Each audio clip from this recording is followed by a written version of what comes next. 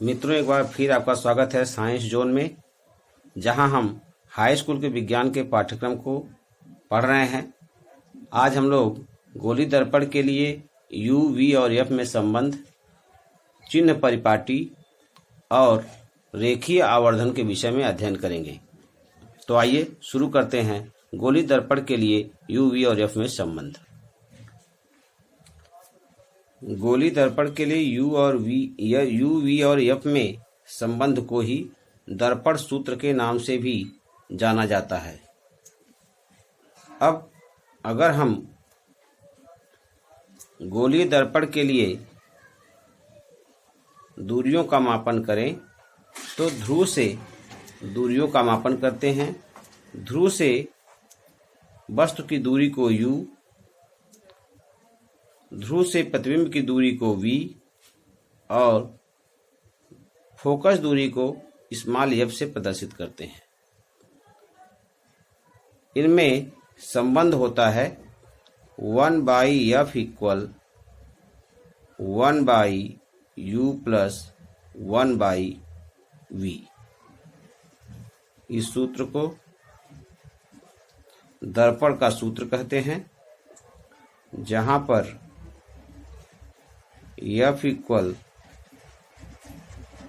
दर्पण की फोकस दूरी, ये चाहे उत्तल दर्पण की हो चाहे अवतल दर्पण की हो, दोनों के लिए है। U इक्वल होता है ध्रुव से वस्तु की दूरी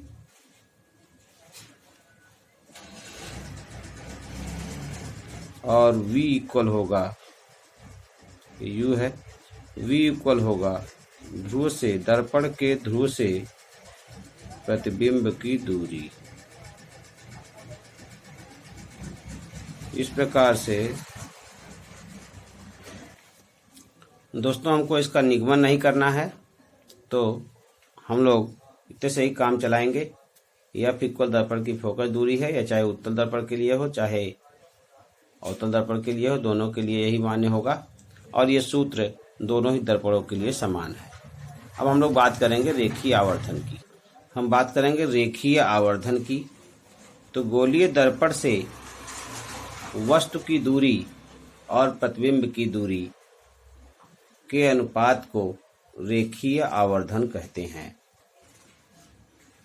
मित्रों, गोलीय दर्पण के मुख्य अक्ष के लंबवत नापी गई प्रतिबिंब की लंबाई I तथा वस्तु को बिंब भी कहते हैं कि लंबाई O के अनुपात को रेखीय आवर्धन कहते हैं। रेखीय आवर्धन को स्मॉल m से प्रदर्शित करते हैं। इस प्रकार आवर्धन m बराबर हो जाता है I/O। इसके साथ ही साथ हम प्रतिबिंब की दूरी और वस्तु की दूरी को भी इससे जोड़ देते हैं। तो I/O इक्वल V/U। चूँकि चिन्ह परिपाटी के अनुसार V और U में से एक ऋणात्मक होता है, अतः यहाँ फार्मूला बनता है M equal I/O equal minus V/U। M को लीनियर मैग्निफिकेशन कहते हैं। I image, O object, V distance of image by pole and U distance of image by distance of object from pole. इस प्रकार इसे linear magnification कहते हैं। रेखीय आवर्धन का परिमाण वस्तु के आकार को प्रभावित करता है। अगर रेखीय आवर्धन का मान 1 आता है तो इसका मतलब है वस्तु और प्रतिबिंब दोनों का आकार एक समान होगा, यानी प्रतिबिंब का आकार वस्तु के आकार के बराबर होगा। अगर आवर्धन का मान <1 आता है, इसका मतलब यह है प्रतिबिंब का आकार छोटा होगा वस्तु के आकार से। और अगर आवर्धन का मान 1 से अधिक आता है तो इसका मतलब यह है कि वस्तु का आकार प्रतिबिंब के आकार से बड़ा है। वस्तु का आकार बड़ा हो जाएगा। अब आवर्धन के परिमाण के अनुसार ही वस्तु और प्रतिबिंब के आकार की व्याख्या की जाती है। साइन कन्वेंशन बहुत महत्वपूर्ण है। गोलीय दर्पण के लिए विभिन्न दूरियों के मापन में निर्देशांक ज्यामिति की चिन्ह परिपाटी का प्रयोग किया जाता है। मित्रों, बिना चिन्ह परिपाटी को ठीक प्रकार से जाने हम आंकिक प्रश्न ठीक प्रकार से हल नहीं कर पाएंगे। अगर हमें आंकिक प्रश्न हल करना है तो हमें चिन्ह परिपाटी पर विशेष ध्यान देना होगा और यही चिन्ह परिपाटी हमें आंकिक प्रश्नों को हल करने में सरलता उपलब्ध कराएगी। आइए देखते हैं। तो चिन्ह परिपाटी का प्रयोग किया जाता है जो निम्नलिखित है। प्रकाश किरणों, नंबर 1 पॉइंट है, प्रकाश किरणों को बाईं ओर से आता हुआ मान लेते हैं। दूसरा पॉइंट है, सभी दूरियां दर्पण के ध्रुव से मापी जाती हैं। तीसरा पॉइंट है, प्रकाश किरणों की दिशा में मापी गई दूरियां धनात्मक तथा विपरीत दिशा में मापी गई दूरियां ऋणात्मक होती हैं। ऋणात्मक चिन्ह के साथ लेते हैं इसको धनात्मक के साथ लेते हैं। मुख्य अक्ष के ऊपर मापी गई दूरियां धनात्मक तथा नीचे की ओर मापी गई दूरियां ऋणात्मक लेते हैं। इस प्रकार 4 बिंदुओं में पूरी चिन्ह परिपाटी आ जाती है। हम सभी जरा चित्र के माध्यम से समझेंगे। ये हमारा अवतल दर्पण है और इस अवतल दर्पण पर हम पहले मुख्य अक्ष बना लेते हैं। ये हमारा मुख्य अक्ष हो गया। यहाँ ध्रुव होगा। मान लिया यहाँ पर फोकस बिंदु हो जाएगा और यहाँ हो जाएगी वक्रता केंद्र। PF बराबर CF ले लेंगे। अब एक ये हमारा मुख्य अक्ष हो गया AX डैश। निर्देशांक ज्यामिति में 4 पोल होते हैं। तो एक पोल हमारा इस ध्रुव के पैरेलल लॉन्गिट्यूडिनल ध्रुव के बना देंगे हम एक पोल। यहाँ एक लाइन खींच लेंगे इधर। ये हमारा पोल के लॉन्गिट्यूडिनल, मुख्य अक्ष के लॉन्गिट्यूडिनल हो जाएगा, ये लंबवत हो जाएगा। अब हम पहला पॉइंट लेते हैं, प्रकाश किरणों को बाईं ओर से आता हुआ मान लेते हैं। ये हमारी हो जाएगी प्रकाश किरणों की दिशा। प्रकाश किरणों की दिशा। मित्रों, हम लोगों ने बार बार कहा है कि जितने भी चित्र हम लोग बनाए हैं दर्पण में, सब बाईं ओर से ही प्रकाश किरणों को लेते हुए खींचते हैं। क्यों ऐसा करते हैं? क्योंकि यहाँ जब चिन्ह परिपाटी का उपयोग करना होता है तो इसमें प्रकाश किरणों को बाईं ओर से ही आता हुआ मानते हैं, नहीं तो दूरियों का मापन करने का जो सिस्टम है वो गलत हो जाता है। इसीलिए हम जहाँ भी किरण आरेख बनाएं, चाहे उत्तल दर्पण के लिए बनाएं चाहे अवतल दर्पण के लिए बनाएं, प्रकाश किरणों को हमेशा बाईं ओर से ही आता हुआ मानेंगे। कभी भी दाईं ओर से प्रकाश किरण को नहीं खींचेंगे। खींच सकते हैं, प्रकाश किरण आ भी सकती है, लेकिन जब हम दूरियों का मापन करेंगे तो वहाँ सिस्टम फेल करेगा। इस कारण से हम प्रकाश किरणों को हमेशा बाईं ओर से ही आता हुआ मान लेते हैं। अब हमारा जो दूसरा पॉइंट है, सभी दूरियों का मापन ध्रुव से किया जाता है। तो प्रकाश किरणों की दिशा में, अब प्रकाश किरणों की दिशा यहाँ से शुरू होगी। ये प्रकाश किरणों की दिशा होगी। प्रकाश किरणों की दिशा में मापी गई दूरियां धनात्मक होंगी। यानी हम मुख्य अक्ष पर इधर जाएंगे P से दाएं तो ये धनात्मक हो जाएगी, और अगर हम P के बाएं जाएंगे इधर तो ये दूरी हमारी ऋणात्मक हो जाएगी। इसी प्रकार से अगर हम मुख्य चौथा पॉइंट लेंगे, मुख्य अक्ष के ऊपर चलेंगे तो इधर की ओर दूरी हमारी धनात्मक हो जाएगी, जबकि अगर हम नीचे की ओर आएंगे तो ये दूरी हमारी ऋणात्मक हो जाएगी। ये ऊपर नीचे वाला जो सिस्टम है वो चाहे हम पोल के दाएं रहें चाहे पोल के बाएं जाएंगे, हमेशा ऊपर जाएंगे धनात्मक होगा, नीचे जाएंगे तो ऋणात्मक होगा।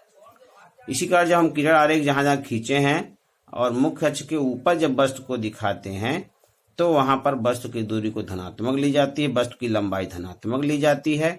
और जब प्रतिबिंब नीचे की ओर हम दिखाते हैं मुख्य अक्ष के, तो वहां पर मुख्य अक्ष की दूरी ऋणात्मक आ जाती है। ये थोड़ा सा यहाँ कंफ्यूजन होता है, लेकिन हमको अगर न्यूमेरिकल्स हल करने हैं तो चिन्ह परिपाटी को ठीक प्रकार से हम सभी को समझना पड़ेगा। इसी प्रकार हम एक उत्तल दर्पण ले लेंगे। उत्तल दर्पण में भी वही प्रक्रिया होगी। ये उत्तल दर्पण बना लेते हैं। इसका मुख्य अक्ष पहले बना लेंगे। मुख्य अक्ष मान लिया कि ये आपको मिल गया मुख्य अक्ष, ये x डैश हो गया।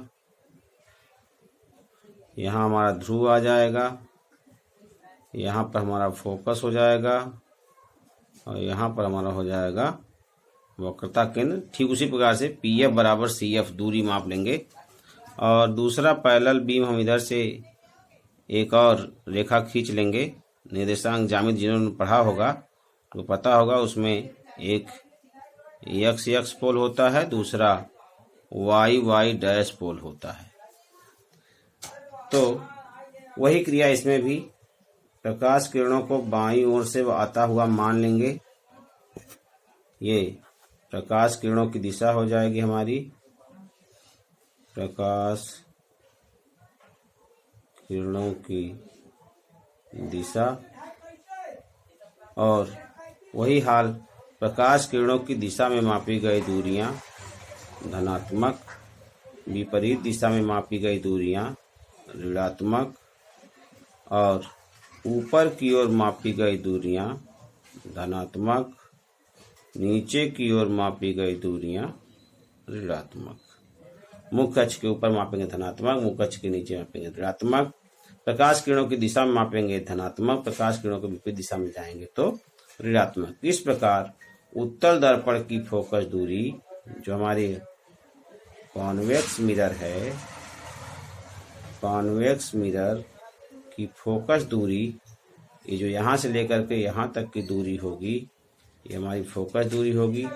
फोकस दूरी ऋणात्मक हो जाएगी, इसमें धनात्मक हो जाएगी उत्तल दर्पण में।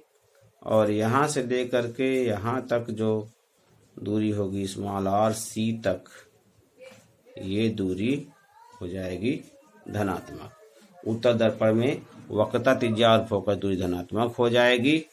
और जब हम अवतल दर्पण की बात करेंगे, जब हम बात करते हैं अवतल दर्पण की, तो यहाँ से लेकर के F से लेकर के और ये P तक की दूरी जो होगी ये फोकस दूरी हो जाएगी। C से लेकर के और P तक की दूरी R, उसको वक्रता त्रिज्या कहेंगे। यहाँ अवतल दर्पण में फोकस दूरी और वक्रता त्रिज्या दोनों ही ऋणात्मक होती है, जबकि उत्तल दर्पण में फोकस दूरी और वक्रता त्रिज्या धनात्मक होती है। दोस्तों ये बहुत इम्पॉर्टेंट है। इस प्रकार हम यहाँ लिख सकते हैं एक समरी के रूप में, इस प्रकार अवतल दर्पण की